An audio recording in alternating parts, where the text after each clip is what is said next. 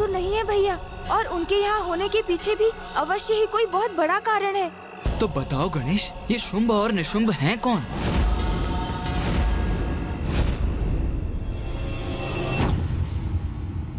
कौन है ये असुर भ्राता शुंभ और निशुंभ?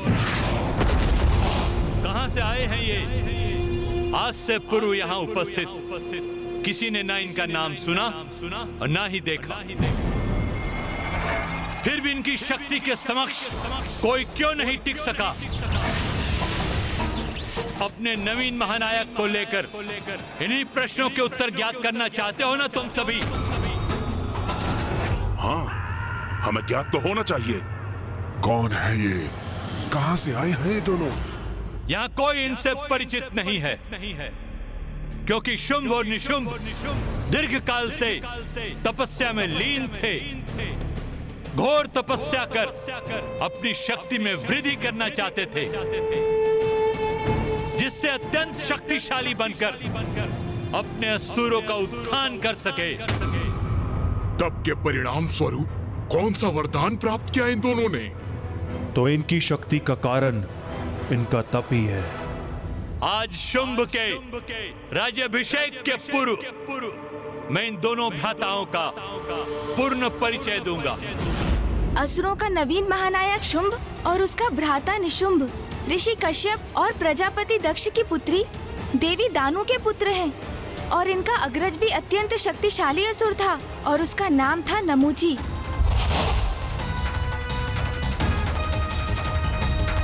इसलिए देवता, गंधर्व, यक्ष, नाग आदि कोई भी युद्ध में उसके समक्ष नहीं टिक पाते थे, जबकि इंद्रदेव और नमूची एक ही पिता ऋषि कश्यप की संतान थे। इनके अग्रज नमूची में इतनी शक्ति थी कि देवराज इंद्र भी उनका सामना करने में अक्षम थे।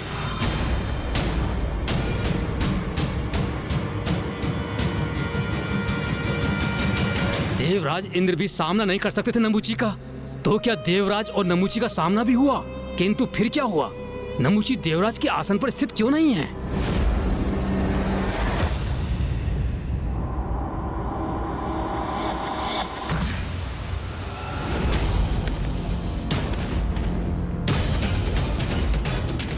इंद्र, इंद्र, यहाँ तो कोई नहीं।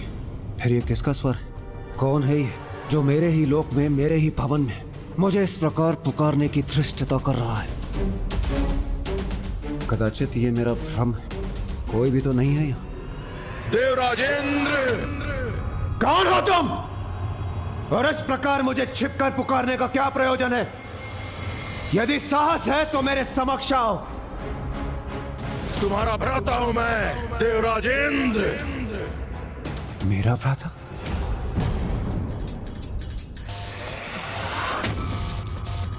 मैं हूं नमूची।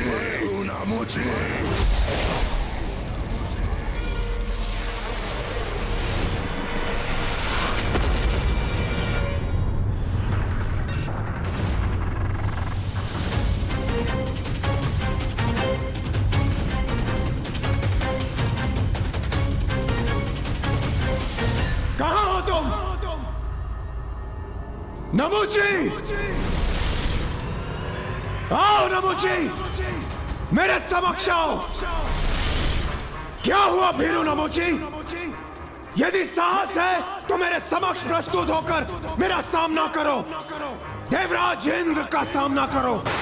मैं इन मेघों में कहीं भी हो सकता हूं देवराज।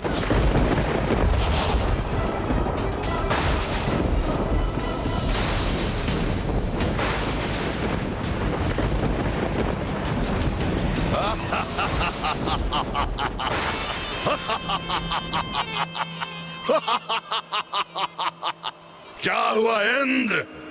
मेरा उपहार नहीं भाया तुम्हें?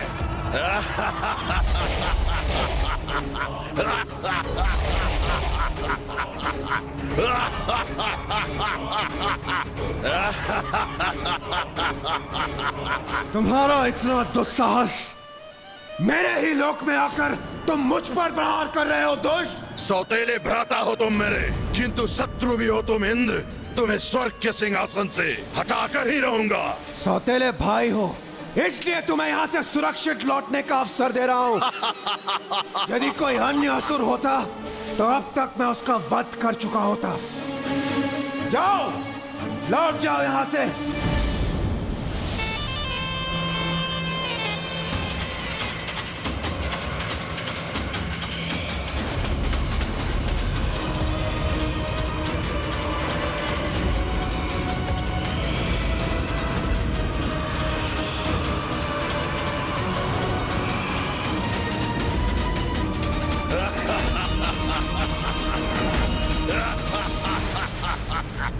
यहाँ से जाने के लिए नहीं, इस स्वर्ग पे अपना अधिकार स्थापित करने आया हूँ मैं, क्योंकि स्वर्ग पर असुरों का ही आधिपत्य होना चाहिए। बस! मूर्ख हो तुम, जो तुमने मेरी चेतावनी नहीं सुनी। तो लो, अब मेरे प्रहार का सामना करो।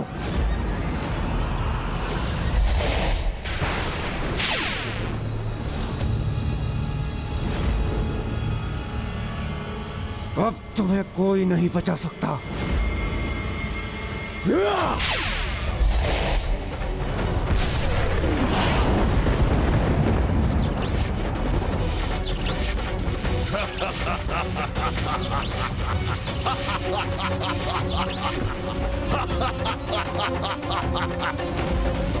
अरे थोड़ा तीव्र प्रहार करो इंद्र, युद्ध कर रहे हो मुझसे, परिहास नहीं। ये कैसे संभव है? इस पर मेरे प्रहार का तनिक भी प्रभाव नहीं हुआ। उचित है, और शक्तिशाली प्रहार करूंगा मैं इस पर।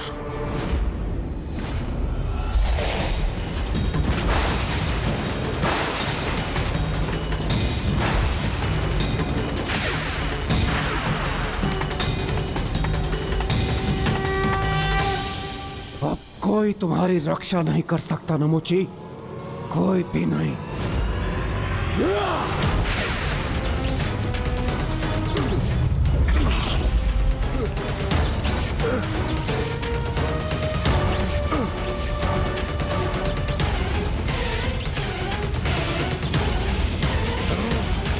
विद्युत की ऊर्जा से संपन्न है मेरा वज्र नमोची, और अब मैं अपने वज्र की विद्युत शक्ति से तुम्हें अपने लोक वापस लौटाऊंगा।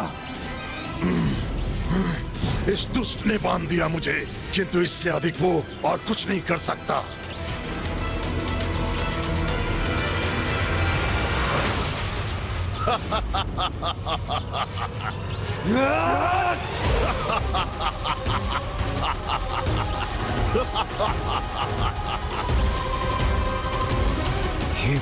ये तो अब भी अपने स्थान पर अडिग है।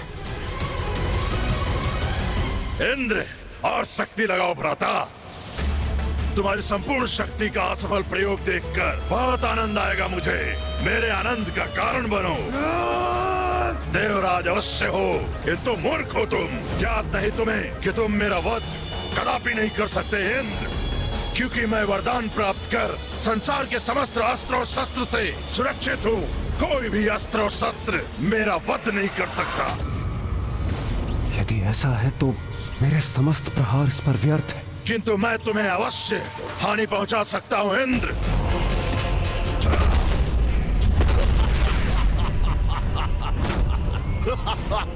इसने तो स्वयं को मेरे बंधन से मुक्त भी कर ली। मेरे हाथों से तुम्हारी पराजय निश्चित है।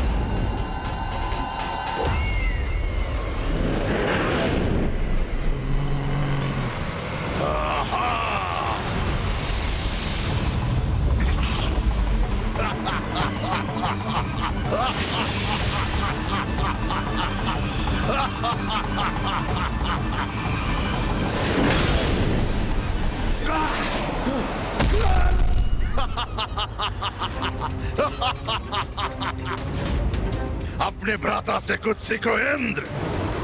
शत्रु पे प्रहार ऐसे किया जाता है।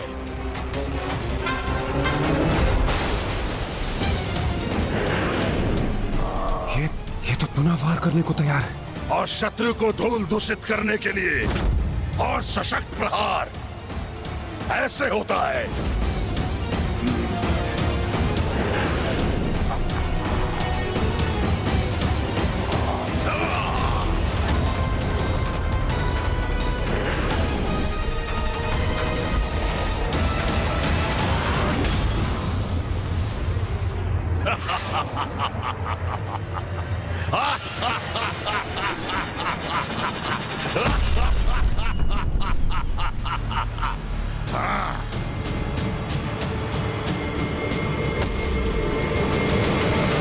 गणेश, तो क्या देवराज इंद्र परास्त हो गए?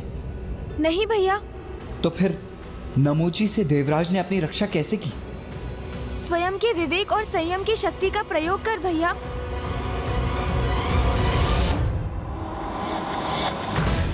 अब कहाँ है वो दुष्ट नमूची?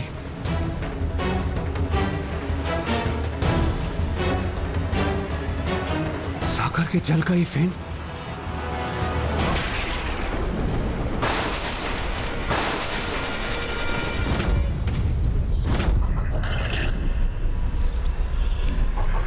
सागर का ये फेन संयुक्त होकर जुड़कर किसी तंत्र युक्त धारदार अस्त्र के समान हो गया है।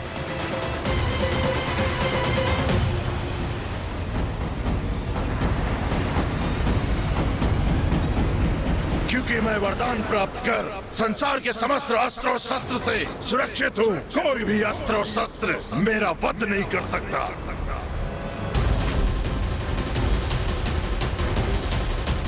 ऐसा अस्त्र जो अस्त्र ना हो।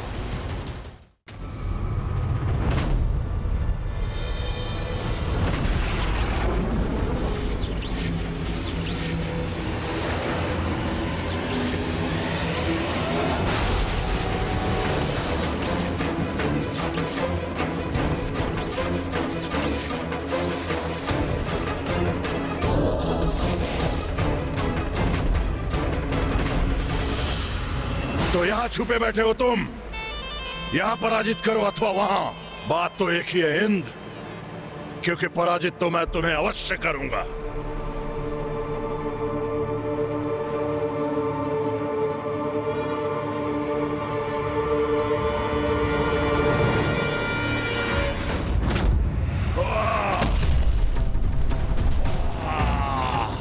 क्या हुआ भ्राता श्री नमूची? आप तो आहत हो गए, वो भी इस साधारण फेन से। मुझसे छल कर रहे हो इंद्र, इसका उचित दंड दूंगा तुम्हें।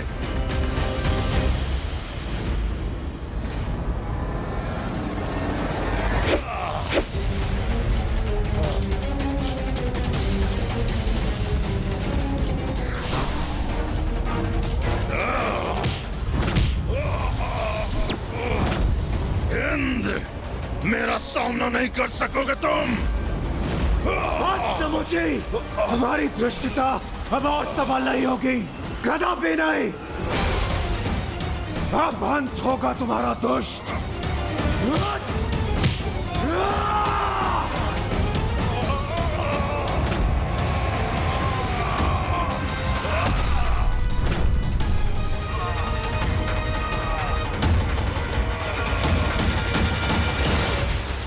दुष्ट नमूची, सागर के जल से उत्पन्न ये फेन ना अस्त्र है और ना ही कोई शस्त्र, किंतु तुम्हारे अंत का उपाय अवश्य है। किसी अस्त्र शस्त्र से नहीं, इसी फेन से होगा तुम्हारा अंत।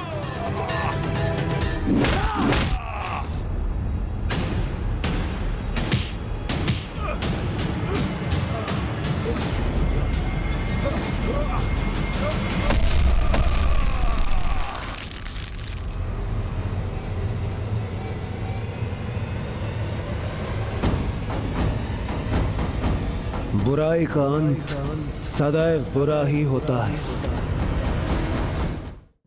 एक असुर का अंत हुआ तो दूसरे का उत्थान, और इस प्रकार अपने भ्राता के वध की सूचना शुंभ और निशुंभ को मिली।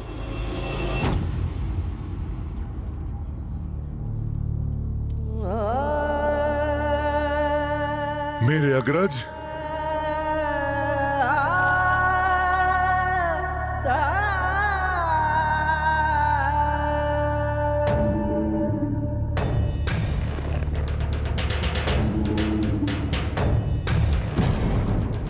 कौन है वो जिसने मेरे अग्रज नमूची को मृत्यु के मुख पहुंचाया? किसने किया है दुस्साहस?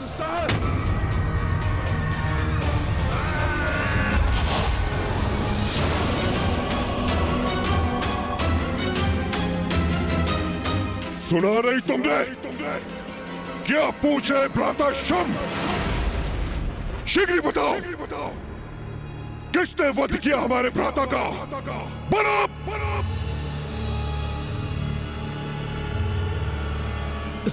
स्वामी,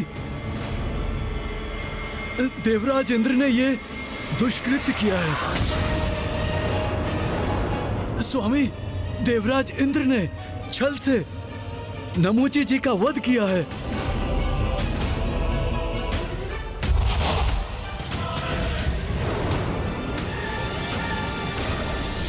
आज अभी मैं शुंभ निशुंभ प्रतिज्ञा लेते हैं, हम दोनों भ्राता देवराज इंद्र से अपने अग्रज नमूची की मृत्यु का प्रतिशोध अवश्य लेंगे। और उसी दिवस नमूची के अंतिम संस्कार के पश्चात शुंभ और निशुंभ ने घोर तप के लिए प्रस्थान किया। ओम ब्रह्मदेवाय नमः। ओम ब्रह्मदेवाय नमः। ओम ब्रह्मदेवाय नमः। ओम ब्रह्मदेवाय नमः। ओम ब्रह्मदेवाय नमः। ओम ब्रह्मदेवाय नमः।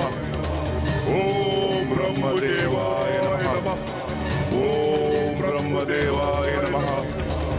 ओम ब्रह्मदेवाय नमः। ओम ब्रह्मदेवाय नमः। शुंभ निशुंभ निरंतर कठोर तप कर रहे थे और उनके तप का प्रताप शुंभ निशुंभ को ही निमग्न करने लगा। ये देखकर फूफा जी ब्रह्मदेव चिंता में आ गए।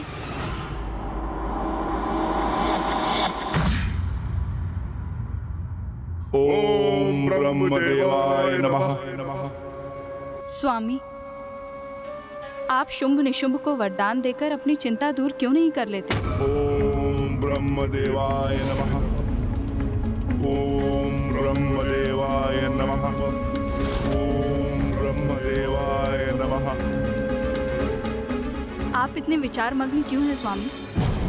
ये दोनों कई वर्षों से आपके प्रति भक्तिभाव धारण कर आपकी इतनी कठोर तपस्या कर रहे हैं कि इनके तप से उत्पन्न तेज ही अब इन्हें प्रभावित करने लगा है। देवी, शुंभ निशुंभ ये तप किसी बड़े वरदान की प्राप्ति के लिए कर रहे हैं। जैसे ही उन्हें यह वरदान प्राप्त होगा, वो देवताओं के लिए कोई बड़ा महासंकट उत्पन्न करेंगे। क्योंकि देवी, असुरों को दिए वरदान का परिणाम देवताओं के लिए विपत्ति लेकर आता है। ये ज्ञात होते हुए भी मैं इन दोनों को वरदान देने के लिए विवश हूं, क्योंकि तप के फलस्वरूप वरदान देना मेरा धर्म है और इस धर्म से पीछे मैं नहीं हट सकता। कैसी दुविधा है ये? स्वामी का वरदान कदाचित देवताओं की विपत्ति का रूप धारण करेगा, किंतु वो शुंभ निशुंभ की कठोर तपस्या, उनकी पुकार का कोई प्रत्युत्तर ना दे तो भी तो ये देव धर्म की मर्यादा का उल्लंघन होगा। क्या करें, किसी न किसी निष्कर्ष पर तो आना ही पड़ेगा। ओम ब्रह्मदेवाय नमः। ओम ब्रह्मदेवाय नमः। ओम ब्रह्मदेवाय नमः।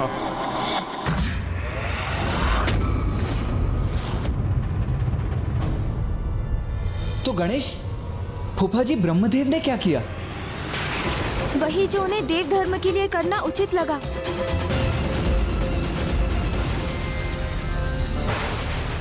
ओम ब्रह्मदेवाय नमः। ओम ब्रह्मदेवाय नमः। ओम ब्रह्मदेवाय नमः। ओम ब्रह्मदेवाय नमः। ओम ब्रह्मदेवाय नमः।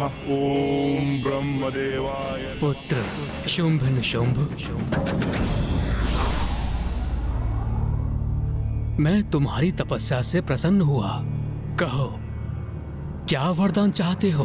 प्रणाम ब्रह्मदेव, हमें अमरत्व प्रदान कीजिए। अमरत्व का वरदान तो मैं तुम्हें नहीं दे सकता। इसके अतिरिक्त जो चाहे मांग लो। तो आप मुझे ये वरदान दीजिए ब्रह्मदेव कि मेरा अंत मात्र नारी शक्ति से हो, स्त्री के अतिरिक्त कोई मेरा अंत ना कर सके।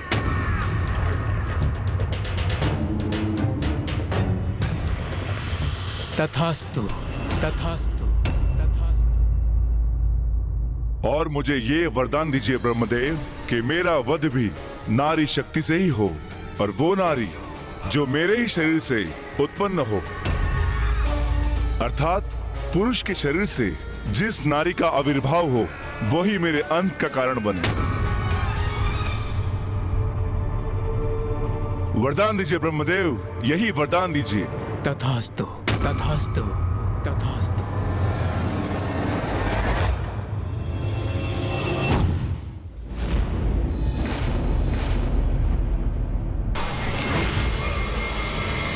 पुत्र शुंभ निशुंभ,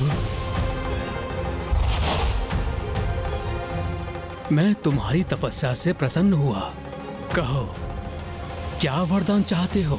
मुझे ये वरदान दीजिए ब्रह्मदेव कि मेरा अंत मात्र नारी शक्ति से हो। और मुझे ये वरदान दीजिए ब्रह्मदेव कि मेरा वध भी नारी शक्ति से ही हो, और वो नारी जो मेरे ही शरीर से उत्पन्न हो। तथास्तु, तथास्तु, तथास्तु, तथास्तु।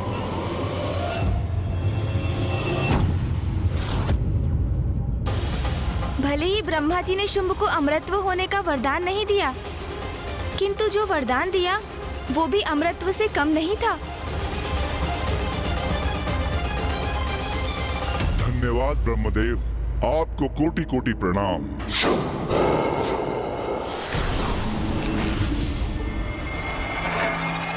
भ्राता शुंभ, यह आपने कैसा विचित्र सा वरदान मांग लिया है ब्रह्मदेव से। भला आपके शरीर के भीतर कोई नारी कैसे रह सकती है? तुम भी नहीं समझे ना भ्राता निशुंभ? तो सुनो, जब कोई नारी मेरे भीतर रह ही नहीं सकती तो मुझसे बाहर भी नहीं आ सकती, और जब कोई नारी ऐसी होगी ही नहीं तो क्या निशुंभ, मेरा वध भी असंभव हो जाएगा।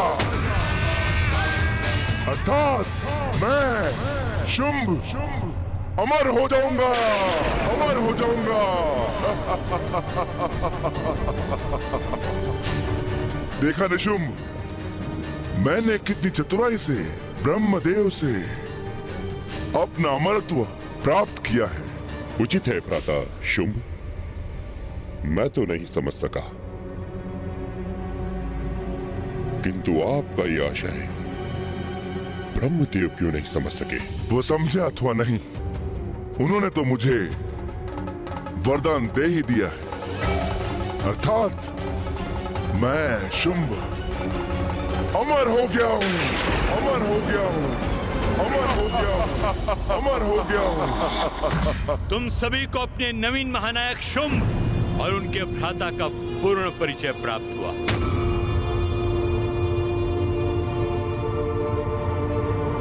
अब मैं असुर गुरु शुक्राचार्य शुंभ को असुरों के महानायक का पद सौंपता हूँ। असुर महाराज शुंभ की जय! असुर महाराज शुंभ की जय! असुर महाराज शुंभ की जय! असुर महाराज शुंभ की जय! असुर महाराज शुंभ की जय हो! असुर महाराज शुंभ की जय!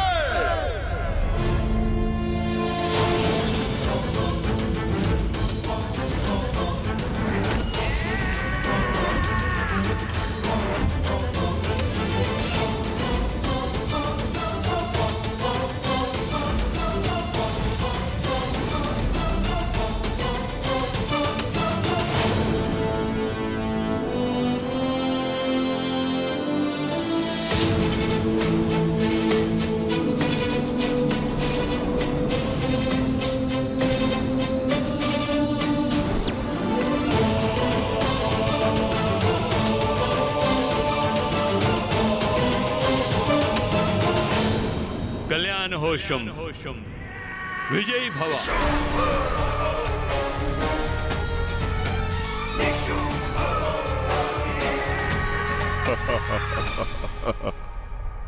मुझे अपना राजा नहीं, अपना बंधु समझना। मैं यहाँ राजा बनने नहीं, आपका मित्र, सहयोगी बनने आया हूँ। आज से मेरी प्रत्येक श्वास, मेरा प्रत्येक कर्म, मेरे जीवन का एक एक पल मात्र और मात्र असुरों की भलाई और उत्थान के लिए समर्पित होगा। असुर महाराज शुंभ की जय हो। असुर महाराज शुंभ की जय। असुर महाराज शुंभ की जय हो। असुर महाराज शुंभ की। असुर महानायक शुंभ, अब तुम्हें अपने सेनापति का चुनाव करना है।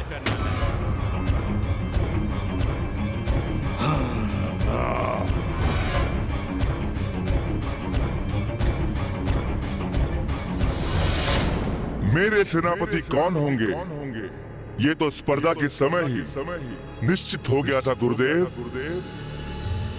मेरा अभिन्न अंग बनकर सदा मेरा साथ देने वाला मेरा महापराक्रमी भ्राता निशुंभ मेरा प्रधान सेनापति होगा।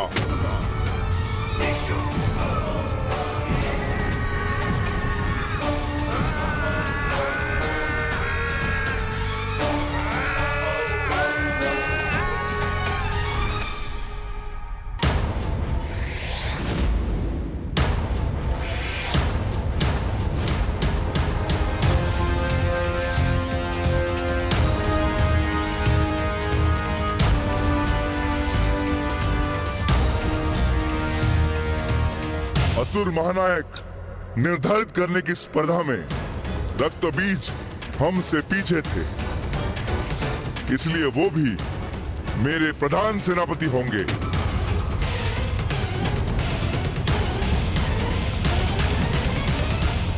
और उनके पीछे थे महापराक्रमी असुर चंड मुंड और धूम्रलोचन, इसलिए मैं इन तीनों को भी अपना सेनापति नियुक्त करता हूं।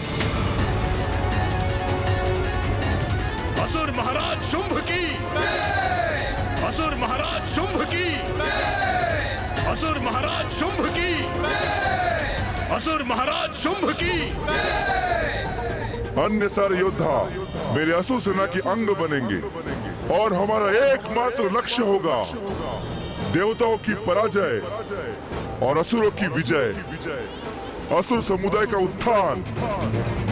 बोलो असुर शक्ति की जय। असुर शक्ति की जय। आज समस्त संसार को भी ज्ञात होना चाहिए कि असुरों को उसका नवीन और समर्थ महानायक प्राप्त हो चुका है, और यह सूचना मैं दूंगा उन्हें।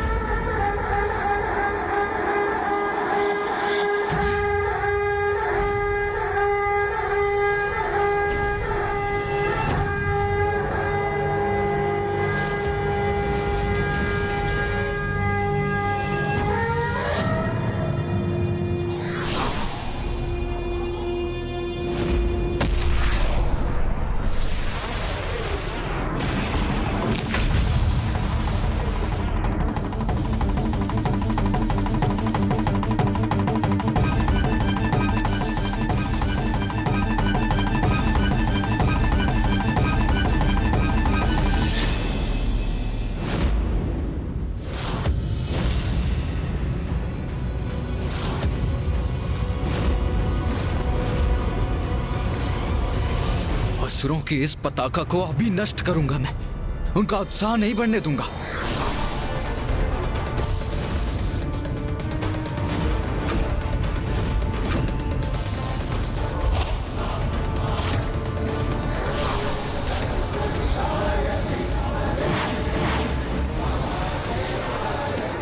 भैया, ये आपने क्या कर दिया?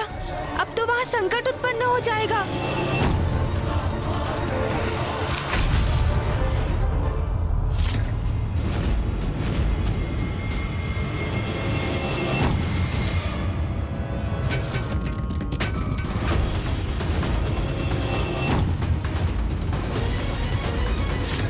ये क्या हुआ?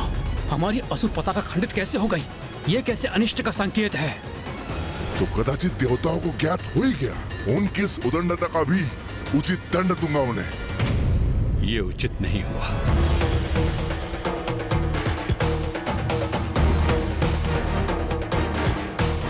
ये किसी का स्वर सुनाई दिया मुझे।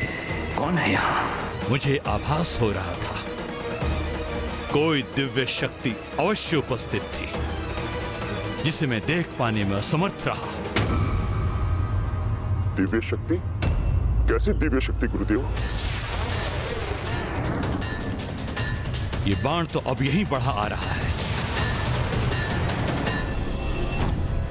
भैया, ये क्रोधवश आपने क्या कर दिया? ये कपटी और छली असुर केवल इसी के अधिकारी हैं।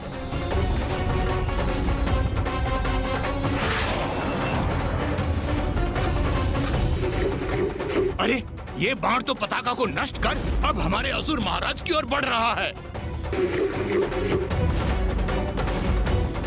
ये तो घोर संकट है।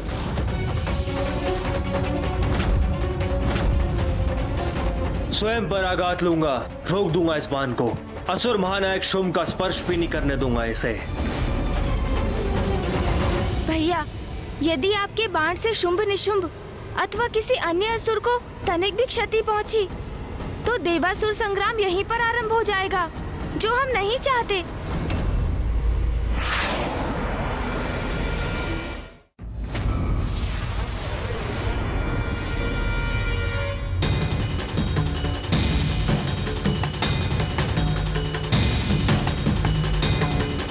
उचित कहता है गणेश। यदि अभी देवासुर संग्राम हुआ तो क्षति देवताओं को ही पहुंचेगी।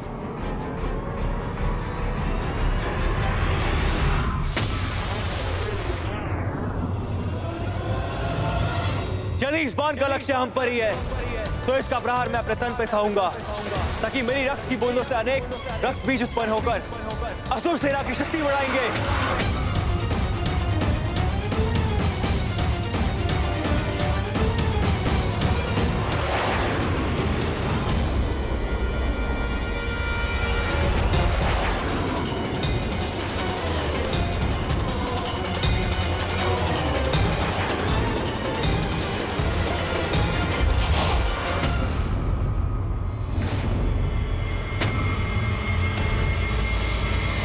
मुझे क्षमा करना गणेश। क्रोध के प्रभाव में अपना धैर्य खो बैठा था मैं। मुझे ज्ञात था यहाँ हमारे मध्य किसी अवांछित उपस्थिति का आभास था। मुझे कोई दिव्य शक्ति थी गुप्त रूप से यहाँ पर और हमें आभास भी नहीं हुआ। हमारी पताका खंडित कर दी उस शक्ति ने। अपमान किया है असुर शक्ति का। कदाचित असुरों पर संकट का संकेत है ये। आप इतने चिंतित क्यों हैं, असुर गुरु? चिंतित क्यों हूं मैं? असुर महानायक शुंभ, मैं आपको बता रहा हूं कि यहाँ पे कोई दिव्य शक्ति थी, फिर भी ये प्रश्न आप मुझसे पूछ रहे हैं। चिंता त्याग दीजिए असुर गुरु। देखिए आपके समक्ष कौन है। मैं शुंभ, सर्वशक्तिशाली शुंभ, जिसे आपने अभी असुरों का महानायक घोषित किया है। असुर गुरु, मैं अकेला नहीं हूं। मेरे पराक्रमी सेनापतियों और योद्धाओं का साथ मुझे प्राप्त हुआ है। इसीलिए वो जो भी कोई था उसे ज्ञात हो जाएगा कि मेरे नेतृत्व में मेरी असुर शक्ति अब महाशक्ति बन चुकी है। छिपकर हम असुर पर घात करना, ये देवताओं के ही लक्षण है भ्राता। हमें लगता है ये भी किसी देवता का ही छल है। छल और बल में भारी तो बल ही पड़ेगा भ्राता निशुंभ। एक बाण से हम भयभीत नहीं होंगे। ये जिसने भी किया है, देवता या दिव्य शक्ति, उसे उसका दंड अवश्य प्राप्त होगा। असुर विरोधियों को ये मेरी चेतावनी है। असुर महानायक शुंभ की जय। असुर महानायक शुंभ की जय। असुर महानायक शुंभ की जय। शुंभ का आत्मविश्वास सराहनीय है, किंतु मेरी चिंता तो तभी शांत होगी जब देवासुर संग्राम में देवता पराजित होंगे।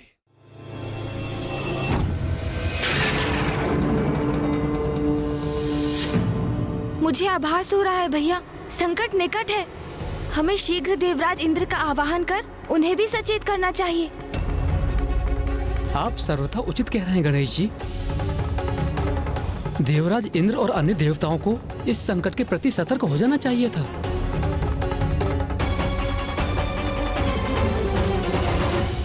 देवराज इंद्र, मैं प्रथम पूज्य गणेश आपसे एक अत्यंत महत्वपूर्ण विषय पर विचार विमर्श करने हेतु आपका आवाहन करता हूँ। प्रथम पूज्य गणेश जी, कुमार कार्तिकेय और ऋषि मार्कंडे, आप सभी को मेरा प्रणाम। प्रणाम देवराज। प्रणाम देवराज। गणेश जी, आप कुमार कार्तिकेय और ऋषि मार्कंडे के साथ अभी तक यहीं पर स्थित हैं। मेरा तो अनुमान था कि आप अब तक लौट गए होंगे।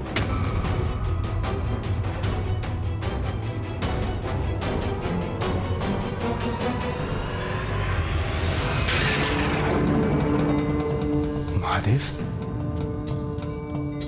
और ये महादेव भी अपने मतंग रूप में अभी तक यहीं पर स्थित है। इसके पीछे क्या कारण हो सकता है? देवराज, माता श्री महाकाली ने अपने 10 महाविद्या स्वरूपों को हमारे समक्ष अवश्य उजागर किया, किंतु कुछ प्रश्न अभी भी शेष हैं, जिनमें सबसे बड़ा प्रश्न है कि माता सर्वप्रथम मां मातंगी रूप में क्यों प्रकट हुई? देवराज इंद्र, आप सभी के प्रस्थान के पश्चात माता ने अपनी ज्ञान की शक्ति गणेश को प्रदान की।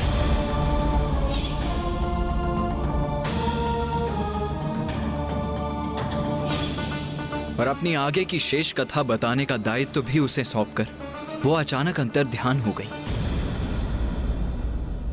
उनके अंतर्ध्यान होने के उपरांत हम महादेव से ज्ञात करने यहाँ पहुंचे कि माता एकाएक कहाँ चली गईं, किंतु यहाँ पाया कि महादेव अभी भी ध्यान में लीन हैं।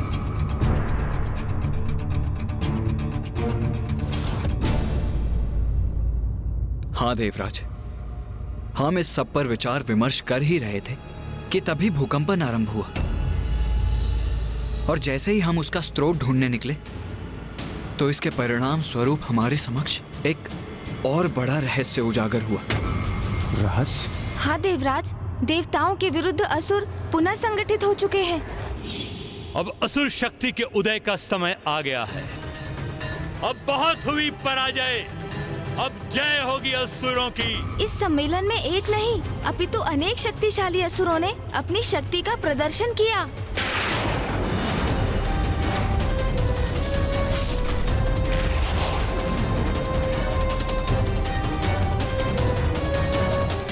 असुर गुरु शुक्राचार्य की देखरेख में असुरों का ऐसा महासम्मेलन? ये सावधान रहने का समय है देवराज। संकट समक्ष है हमारे, क्योंकि भयंकर बलशाली असुरों समेत शुंभ और निशुंभ का भी उदय हो चुका है।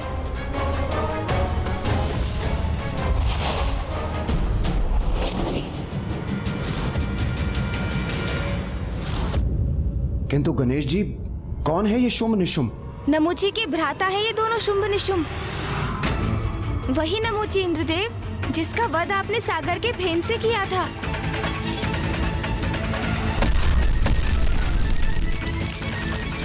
गणेश जी, देवताओं के लिए महासंकट बन चुका था नमूची, जिस कारण मुझे उसका वध करना पड़ा। हमारा घोर शत्रु था वो।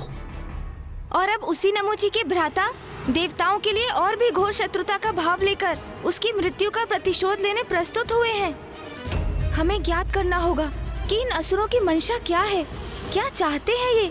गणेश जी, लालच तो असुरों की प्रवृत्ति है, उन्हें कितना भी क्यों न प्राप्त हो जाए, वो सदैव स्वर्ग पर अपना घात लगाए रहते हैं। स्वर्ग को हमसे छीनकर वहां अपना आधिपत्य स्थापित करना चाहते हैं। गणेश जी, इससे पूर्व की शुंभ निशुंभ हमारे लिए कोई संकट उत्पन्न करे, हमें ही उन पर आक्रमण कर उन्हें कुचल देना चाहिए। गणेश जी, कदाचित आपने यही सुझाव देने मुझे यहां बुलवाया होगा, किंतु गणेश जी आप चिंता मत कीजिए। मैं देव सेना को एकत्रित कर शुंभ निशुंभ के विनाश को सुनिश्चित करता हूं। देवराज, इतना सरल नहीं है उन असुरों का विनाश, इतना सहज नहीं है इस समस्या का समाधान। सेनापति कुमार कार्तिकेय, मैं कुछ समझा नहीं। आपके नेतृत्व में देव सेना इन दुष्टों पर अवश्य विजय प्राप्त करेगी, मुझे पूर्ण विश्वास है। देवराज, शुंभ निशुंभ का वध एकमात्र माता के हाथों से ही संभव है। हाँ, ब्रह्मदेव का वरदान है इन्हें कि इनका अंत स्त्री शक्ति से ही हो सकता है।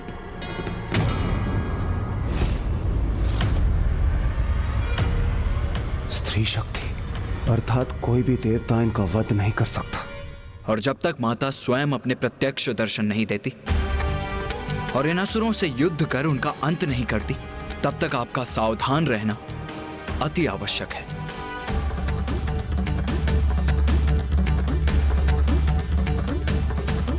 और आपको ये भी ज्ञात होना चाहिए देवराज कि इस बार मात्र इन 2 असुर शुंभ निशुंभ से ही आपका सामना नहीं, अपितु इनके साथ असुर सेनापतियों के रूप में असुर महायोद्धाओं का एक संपूर्ण समूह है।